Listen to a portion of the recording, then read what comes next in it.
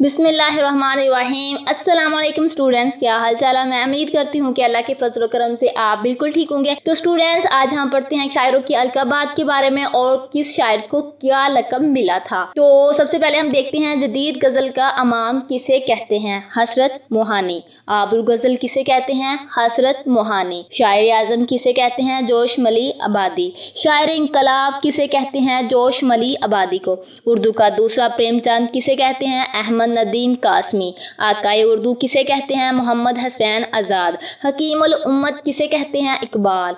हिफाले ज़रीफ़ किसे कहते हैं। गालिब को।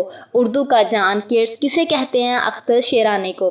बाबाए उर्दू किसे कहते हैं। अब्दुल हक को। ड्रामे का शेक्सपियर किसे कहते हैं। आगा हशर काश्मीरी को। खुदाए सखन किसे कहते हैं। मीर तकी मीर को। उर्दू अदब में सुरीले बोल का शायर अज़मतुल्लाह खां को कहा जाता है। अवामी शायर किसे कहते हैं। नज़ीर अकबर आबादी। उर्दू का टालस्टाई किसे कहते हैं। कृष्ण चंद्र को। सुरीली बांसुरी का शायर किसे कहते हैं। आरजू लखनवी। पाकिस्तान का सहर लदानवी किसे कहते हैं। कतील शफ़ाई को। उर्दू का बर्नार्ड शाह किसे कहते हैं। अल्ताफ़ हाली को। मसवरे गम किसे कहते हैं। अलामा राशिदुल खैरी को। उर्दू का उम्र क़याम किसे कहते हैं। रियाज खैर आबादी को।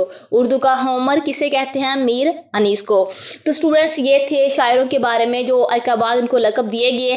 तो 20 पॉइंट्स मैंने आप लोगों के साथ शेयर किए हैं। तो इंशाल्लाह नेक्स्ट वीडियो में मैं आपके साथ नेक्स्ट जो 20 पॉइंट्स है वो शेयर करूँगी। तो आज की वीडियो यहाँ तक थी।